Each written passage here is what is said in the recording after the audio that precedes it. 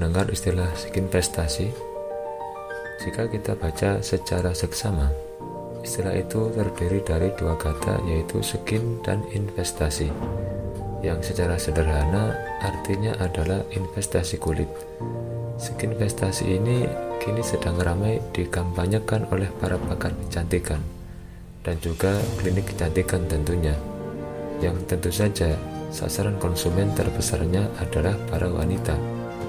Dengan slogan kecantikan adalah aset yang perlahan didoktrinasikan kepada para wanita, kini skinvestasi seolah telah menjadi sebuah kebutuhan pokok bagi para wanita. Apalagi di era media sosial seperti saat ini, di mana setiap orang bisa menjadi artis lewat sosial media yang mereka miliki. Dan salah satu syarat menggait banyak follower dan endorse iklan adalah orangnya harus cantik. Nah, di beberapa artikel disebutkan beberapa artis tanah air bahkan tiap bulannya menghabiskan puluhan juta rupiah untuk perawatan kulit mereka tersebut, mulai dari perawatan kulit wajah atau facial, skincare, dan lain-lain. Lantas, bagaimana kita menyikapinya? Sebenarnya, merawat kulit itu sah-sah saja, bahkan bisa dikatakan wajib sebagai bentuk rasa syukur kita terhadap pemberian Allah. Namun, yang jadi masalah adalah ketika kulit dipakai sebagai aset investasi untuk tujuan cuan belaka.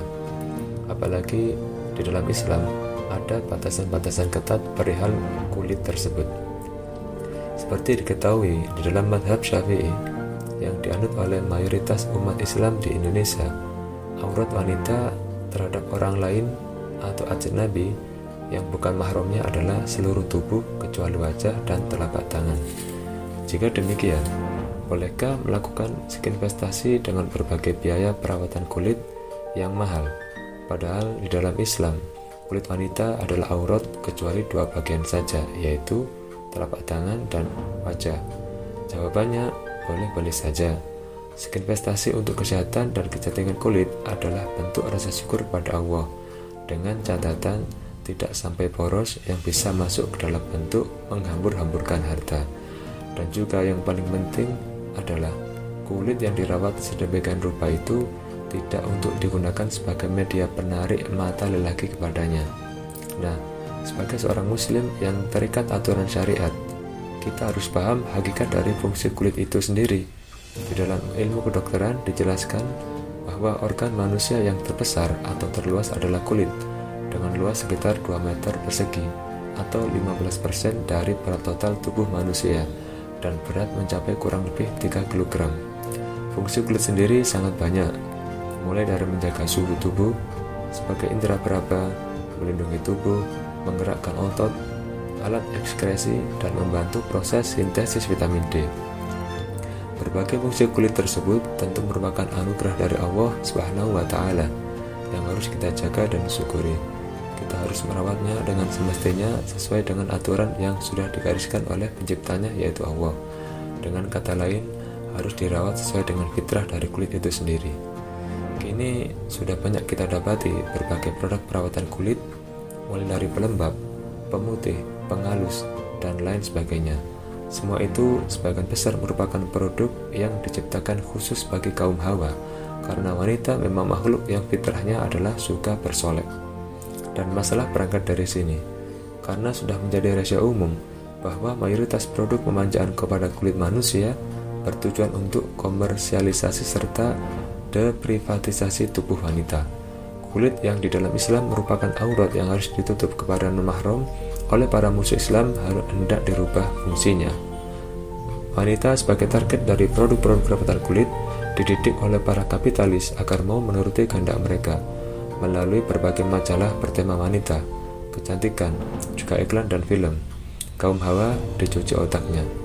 Kulit wanita yang fitrahnya adalah aurat dengan beberapa pengecualian didekonstruksi fungsinya oleh para kapitalis. Kini kulit wanita digambarkan tak lebih dari organ tubuh yang berfungsi sebagai media kecantikan belaka. Kulit wanita dijadikan sebagai baliho bergerak untuk menawarkan produk kecantikan para kapitalis. Dan sudah tentu semua itu memiliki rukun utama, yaitu harus dengan membuka aurat. Jika wanita ingin dianggap cantik, maka dia harus memiliki kulit putih, mulus, glowing, dan yang paling penting adalah harus ditampilkan kepada publik. Itulah ajaran para kapitalis yang hampir disepakati secara mutlak oleh seluruh wanita di seluruh dunia hari ini. Ini jelas bertentangan dengan aturan Allah yang menjadikan fitrah kulit harus ditutup dengan baik. Dan sekali lagi, orang yang jalan hidupnya bertentangan dengan aturan Allah, maka dia dianggap bodoh dalam pandangan Islam. Di dalam kitab Sifat Usakim fi Hadis Munfitul Adzim halaman 9, di dalam hadis urutan yang ke-6 yang disusun oleh Habib Muhammad bin Abdul Al-Haddar, disebutkan sebuah hadis yang diriwayatkan oleh Abu Naim radhiyallahu an yang menjelaskan bahwasanya Rasulullah SAW bersabda, "Ibnu Adam anta rabbaka fasamma akilan wa la ta'zi fatusamma jahilan." Wahai anak Adam, taatlah kepada Tuhan kalian, maka kalian akan disebut sebagai orang yang berakal, dan jangan kalian bermaksiat kepada Allah, maka kalian akan disebut sebagai orang yang bodoh. Hadis tersebut berarti orang yang menutup kulitnya atau auratnya adalah orang yang berakal karena sudah patuh kepada perintah Tuhannya, dan sebaliknya, mereka yang mengumbar aurat maka mereka adalah orang tidak berakal dalam pandangan Islam. Di dalam Al-Quran, Allah Subhanahu wa Ta'ala berfirman, "Sesungguhnya orang-orang yang kafir kepada ayat-ayat kami, kelak akan kami masukkan mereka ke dalam neraka. Setiap kali kulit mereka hangus, kami ganti dengan kulit yang lain, agar mereka merasakan azab. Sesungguhnya Allah Maha Perkasa lagi Maha Bijaksana." Quran Surat An-Nisa ayat 56. Ayat ini menjelaskan secara gamblang bahwa indera manusia yang merasakan sakit berada kepada kulit, dan jika kulit dibuang, maka manusia akan kehilangan indera rasa sakit. Fakta ilmiah ini baru diketahui oleh para dokter saat Perang Dunia Kedua, ketika mereka mengamati para prajurit yang terluka parah saat pertempuran yang mengakibatkan kulit terkelupas. Para prajurit hanya merasa kesakitan saat cedera, namun setelah kulit terkelupas, rasa sakit itu hilang. Para dokter kemudian berkesimpulan bahwa hal ini terjadi karena matinya urat-urat saraf kulit, di mana di situ adalah pusat partikel rasa sakit yang tidak terdapat pada organ lain. Ini kami kutip dari buku Sekitar Ayat-Ayat Kosmos dalam Al-Quranul Karim jilid 1 halaman 46 karya Dr. Zaghloul El-Nagar. Penjelasan ilmiah tersebut adalah bukti bahwa Al-Quran adalah kitab suci yang sempurna dalam menjelaskan alam semesta ini, baik dalam tataran yang kecil maupun yang besar. Dan Al-Quran 14 abad yang lampau telah mendahului para ahli sains dan kedokteran modern dalam menjelaskan perihal fungsi kulit tersebut.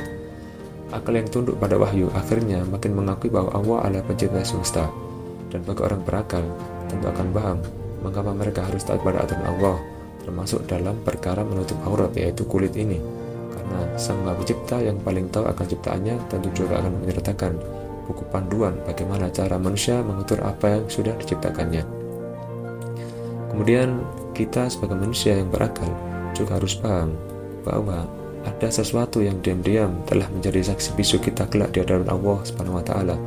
Di dalam Al-Quran, Allah Subhanahu wa Ta'ala berfirman, "Dan ingatlah hari ketika musuh-musuh Allah digiring ke dalam neraka, lalu mereka dikumpulkan semuanya, sehingga apabila mereka sampai ke neraka, pendengaran, penglihatan, dan kulit mereka menjadi saksi terhadap mereka atas apa yang telah mereka kerjakan.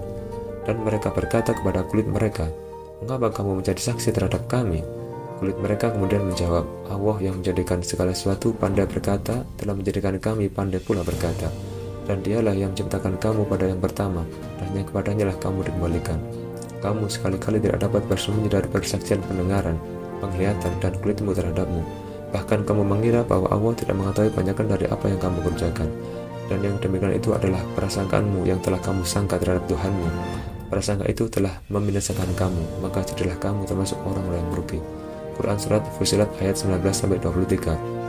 Dalam ayat tersebut dijelaskan bahwasanya kulit akan menjadi saksi di hadapan Allah kelak di akhirat. Kulit sebagai indera peraba dan perasa akan menjadi saksi bersama indera pendengaran dan indera penglihatan.